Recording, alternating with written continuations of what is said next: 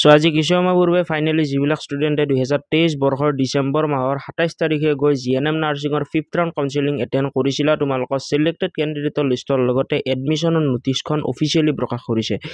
So আজিৰ এই ভিডিঅ'টোৰ জৰিয়তে তোমালোকৰ এডমিশনৰ নোটিছখন ক'ত পাবা, সিলেক্টেড ক্যান্ডিডেটৰ লিষ্টখন ক'ত পাবা, কেতিয়া এডমিশন ল'ব লাগিব, কি ডকুমেণ্টছ নিব লাগিব, প্ৰসেছ কি থাকিব, এডমিশন ফিজ কিমান হ'ব, গোটেইখিনি ইনফৰমেশ্যন দিম। সো ভিডিঅ'টো প্ৰথমৰ পৰা শেষলৈ চাবা। ভিডিঅ'টো আৰম্ভণি কৰাৰ আগতে যদিহে তোমালোকে এই চেনেলৰ জৰিয়তে কিবা নহয় কিবা এটা হেল্প পাইছা, তোমালোকে যিকোনো এটা কোৰ্সত বা যিকোনো এখন কলেজত সিট পাবলৈ সক্ষম হৈছা, তেন্তে তোমালোকে এটা কাম কৰিবা, নিজৰ যিখিনি ভাইটি ভণ্টি আছে বা বন্ধু বান্ধৱী আছে তেওঁলোকৰ লগত এই চেনেলটো ডেফিনেটলি শ্বেয়াৰ কৰিবা বা ৰেকমেণ্ড কৰিবা, যাতে অনাগত দিনবোৰত তেওঁলোকেও আমাৰ এই চেনেলটোৰ জৰিয়তে কিবা নহয় কিবা এটা হেল্প পায়।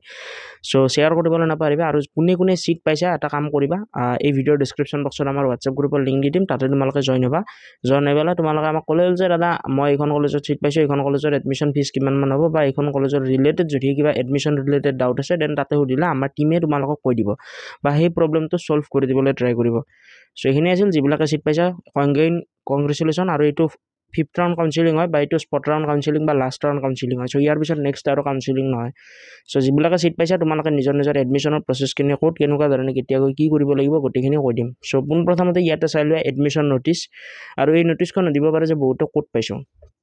সো এই নোটিছখন যিবিলাকে বৰ্তমানলৈ দেন তোমালোকে DHS অফিচৰ এখন নোটিছ বৰ্ড থাকে, তাতে গৈ তোমালোকে পাই যাবা যিবিলাকে বৰ্তমানলৈ চোৱা নাই। সো এই নোটিছখন তোমালোকে তাতে পাই যাবা। আৰু এই নোটিছখন যদিহে কাৰোবাক প্ৰয়োজন আছে দেন আমাৰ হোৱাটছএপ গ্ৰুপতে আপডেট কৰি দিম।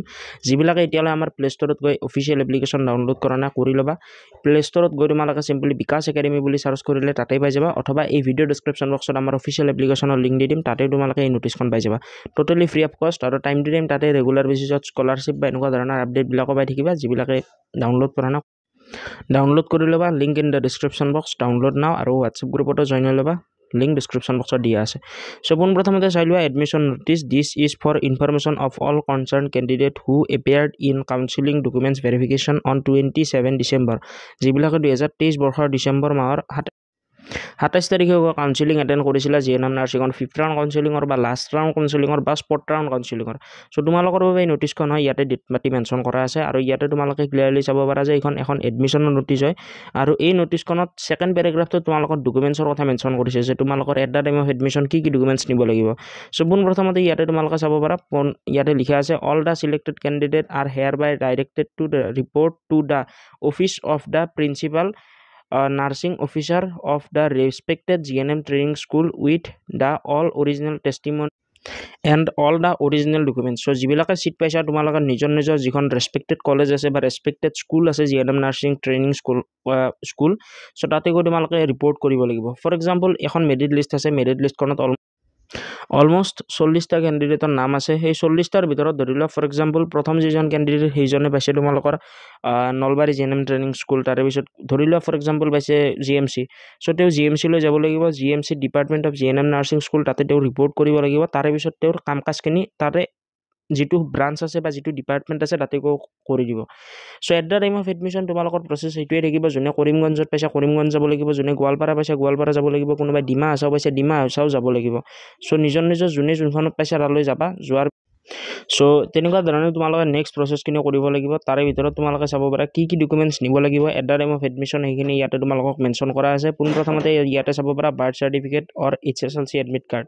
সো তোমালোকে বাৰ্থ চাৰ্টিফিকেট বা HSLC এডমিট কাৰ্ডখন নিয়াটো কম্পালচৰি। যাৰ ওচৰত বাৰ্থ চাৰ্টিফিকেট আছে সেইখন নিলেও হ'ব, যাৰ ওচৰত নাই HSLC অৰ্থাৎ মেট্ৰিকৰ এডমিট কাৰ্ডখন নিলেও হৈ যাব। লগতে 10+2 অৰ্থাৎ 11 and 12 11 নালাগে বা 12 তোমালোকৰ মাৰ্কশ্বিট প্লাছ পাছ চাৰ্টিফিকেট লগতে এডমিট কাৰ্ড নিব লাগিব। 10 বা তোমালোকৰ মেট্ৰিকৰো গোটেইকেইখন ডকুমেণ্টছ লৈ যাবা, pass certificate marksheet admit card এইবিলাক বিচাৰে বা তোমালোকক প্ৰুফ হিচাপে প্ৰমাণ হিচাপে কিছুমান বস্তু বিচাৰে। সো এইখিনি তোমালোকে শ্ব' কৰিব লাগে। সো মই ৰেকমেণ্ড কৰোঁ যে গোটেইকেইখন ডকুমেণ্টছ লৈ যাবা 10+2। তাৰে লগতে তোমালোকে CW এডমিট কাৰ্ড লৈ যাবা, আৰু তাৰে পিছত CW স্ক'ৰ কাৰ্ডখন লৈ যাবা, তাৰে পিছত তোমালোকৰ PRCখন লৈ যাবা, তাৰে পিছত কাষ্ট চাৰ্টিফিকেট, তাৰে পিছত EWS চাৰ্টিফিকেট। এনেকুৱা ধৰণে তোমালোকৰ যোনে কেইখন চাৰ্টিফিকেটৰ পৰা এপ্লাই কৰিছে। ফৰ এক্সাম্পল বহুতে ইয়াতে SC চাৰ্টিফিকেট বা OBC চাৰ্টিফিকেট বুলি মেনশ্যন কৰা নাই। সো বহুতে ভাবে যে সেইখন চাৰ্টিফিকেট নালাগে, বাট তেনেকুৱা নহয়। কাষ্ট চাৰ্টিফিকেট বুলি দিছে, কাষ্টৰ ভিতৰত গোটেইকেইটা পৰে।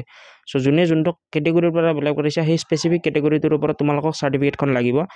আৰু ইয়াতে এটা ইয়াতে এটা ডেট মেনশ্যন কৰিছে, সেই ডেটটোৰ ভিতৰত তোমালোকে এডমিশ্যন ল'ব লাগিব। ডেট মানে এটা ডিউৰেশ্যন, সেই ডিউৰেশ্যনৰ ভিতৰত এডমিশ্যনটো ল'ব লাগিব। এই ন'টিছখন অহাৰ 7 দিনৰ ভিতৰত এই এডমিশ্যন প্ৰচেছটো কমপ্লিট কৰিব লাগিব বুলি দিছে। এই ন'টিছখনত ডেট দিয়া আছে 2 তাৰিখ, বাট এই ন'টিছখন অলম'ষ্ট 3 তাৰিখে মই পাইছোঁ। নাজানো এই ন'টিছখন 2 তাৰিখে দিছিল, বাট 2 তাৰিখে মই পোৱা নাই, 3 তাৰিখে পাইছোঁ। চ' বাট অফিচিয়েল ডিউৰেশ্যন হিচাপত এইখন ন'টিছ 2 তাৰিখে চেঞ্চন হোৱা বুলি ভাবিব, বা এই ন'টিছখন 2 তাৰিখে পাব্লিক কৰা বুলি গম পাব। চ' এইবাবে তোমালোকে জানুৱাৰী মাহৰ পৰা আৰম্ভ কৰি ট্ৰাই কৰিবা উইদিন 5 ডেইজ, অৰ্থাৎ 5 দিনৰ ভিতৰত এডমিশ্যনটো লৈ ল'বলৈ। এই ন'টিছখন 2 তাৰিখে আহিছে, ট্ৰাই কৰা জানুৱাৰী মাহৰ 7 তাৰিখৰ আগত নিজৰ ৰেচপেক্টেড কলেজত গৈ তাতে এডমিশ্যনটো ল'বলৈ। তাতকৈ দেৰি হ'লে হয়তো তোমালোকৰ কিছুমান ইছ্যু আহিব পাৰে। চ' এইবাবে ট্ৰাই কৰিবা যিমান পাৰা সিমান সোনকালে এডমিশ্যনটো লৈ ল'বলৈ।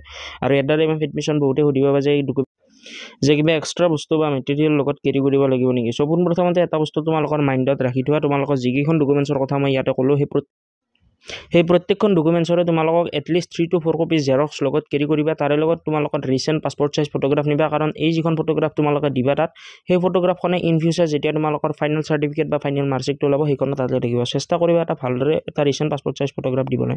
চ' এইখিনি বস্তু নিলে হ'ল। আৰু এইখন হৈছে তোমালোকৰ চিলেক্টেড কেণ্ডিডেটৰ লিষ্ট। আই থিংক তোমালোক সকলোৱে এই চিলেক্টেড কেণ্ডিডেটৰ লিষ্টখন চাইছা, আৰু যিবিলাকৰ ইয়াতে নাম আছে এগেইন কংগ্ৰেচুলেশ্যন, ভালদৰে নিজৰ জাৰ্নিটো কণ্টিনিউ কৰা। যিবিলাকে মোক আৰু সুধিবা যে দাদা আৰু নেক্সট কাউন্সিলিং হ'ব নেকি GNM নাৰ্ছিঙৰ, চ' তোমালোকৰ সুবিধাৰ্থে মই এটা লাইনতে কওঁ, আৰু নেক্সট কাউন্সিলিং নহয়, এইটো লাষ্ট কাউন্সিলিং। চিট কেপাচিটি এতিয়া টোটেলি ফুল হৈ গৈছে, আৰু ইয়াৰ পিছত চিট কেপাচিটি খালী নাই, মই অলৰেডি খবৰ কৰিছোঁ। বাট ইয়াৰ ন'টিছখন চালে তোমালোকে গম পাই যাবা। চ' যিবিলাকে পাইছে কংগ্ৰেচুলেশ্যন, যিবিলাকে বৰ্তমানলৈ আমাৰ লগত যোগাযোগত থকা নাই, দেন তোমালোকে এটা কাম কৰিবা, এই ভিডিঅ' ডেছক্ৰিপশ্যন বক্সত আমাৰ হোৱাটছআপ গ্ৰুপৰ লিংক পাই যাবা। তাতে চিম্পলি জইন হোৱাৰ পিছত তাতে আমাৰ অফিচিয়েল এডমিনক কিবা যদি ডাউট সুধিব লগা আছে সুধিব পাৰা। আৰু যদি তোমালোকে আমাৰ লগত কিবা টাচত থাকিবলৈ ইচ্ছা কৰা, দেন থাকিব পাৰা। কাৰণ ইন ফিউচাৰ যেতিয়া এইবিলাকৰ জব ওলাব বা কিবা স্কলাৰশ্বিপ আপডেট আহিব, দেন আমি প্ৰভাইড কৰি দিবলৈ ট্ৰাই কৰিম। টোটেলি ফ্ৰী আমাৰ ফালৰ পৰা। আমি চেষ্টা কৰোঁ যাতে তোমালোক সকলোৱে ভাল এটা ইনফৰমেশ্যন বা ভালদৰে নিজৰ জাৰ্নিটো কণ্টিনিউ কৰিব পাৰা। Again congratulation. আৰু যিবিলাকে এতিয়ালৈ এপটো ডাউনলোড কৰা নাই, 2024ৰ বাবে এতিয়াই তোমালোকে প্ৰিপেৰেশ্যন কৰা ষ্টাৰ্ট কৰা। এপটো ডাউনলোড কৰা, নিজৰ তাতে বহুখিনি মেটেৰিয়েল টোটেলি আমি ফ্ৰী প্ৰভাইড কৰি থাকিম স্পেচিফিক এক্সামৰ বাবে। Thank U.